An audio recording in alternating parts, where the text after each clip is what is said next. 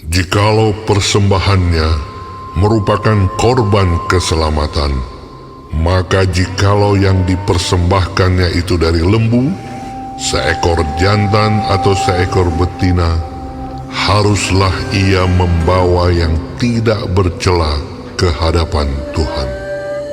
Lalu ia harus meletakkan tangannya di atas kepala persembahannya itu dan menyembelihnya di depan pintu kemah pertemuan. Lalu anak-anak Harun, imam-imam itu, haruslah menyiramkan darahnya pada mezbah sekelilingnya. Kemudian dari korban keselamatan itu, ia harus mempersembahkan lemak yang menyelubungi isi perut, dan segala lemak yang melekat pada isi perut itu sebagai korban api-apian bagi Tuhan. Dan lagi kedua buah pinggang dan lemak yang melekat padanya, yang ada pada pinggang dan umbai hati yang harus dipisahkannya beserta buah pinggang itu. Anak-anak Harun harus membakarnya di atas mezbah, yakni di atas korban bakaran yang sedang dibakar di atas api, sebagai korban api-apian yang baunya menyenangkan bagi Tuhan. Jikalau persembahannya untuk korban keselamatan bagi Tuhan adalah dari kambing domba, seekor jantan atau seekor betina, haruslah ia mempersembahkan yang tidak bercela. Jikalau ia mempersembahkan seekor domba sebagai persembahannya, ia harus membawanya ke hadapan Tuhan. Lalu ia harus meletakkan tangannya ke atas kepala persembahannya itu dan menyembelihnya di depan kemah pertemuan. Lalu anak-anak Harun harus menyiramkan darahnya pada mezbah sekelilingnya.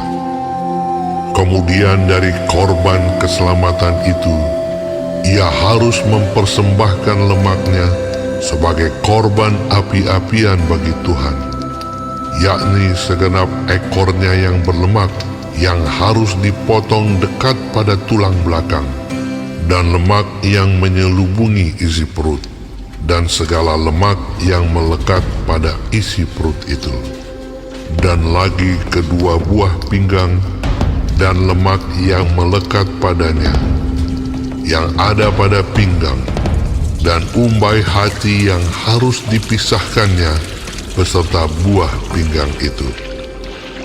Imam harus membakarnya di atas mezbah sebagai santapan berupa korban api-apian bagi Tuhan. Jikalau persembahannya seekor kambing, ia harus membawanya ke hadapan Tuhan.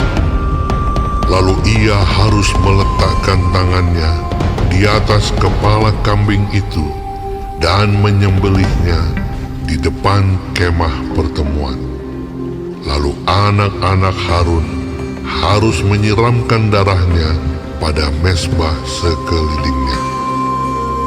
Kemudian dari kambing itu, ia harus mempersembahkan lemak yang menyelubungi isi perut, dan segala lemak yang melekat pada isi perut itu sebagai persembahannya berupa korban api-apian bagi Tuhan.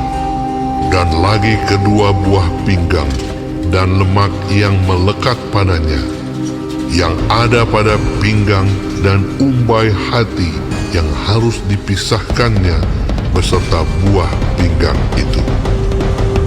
Imam harus membakar semuanya itu di atas mezbah sebagai santapan berupa korban api-apian, menjadi bau yang menyenangkan. Segala lemak adalah kepunyaan Tuhan.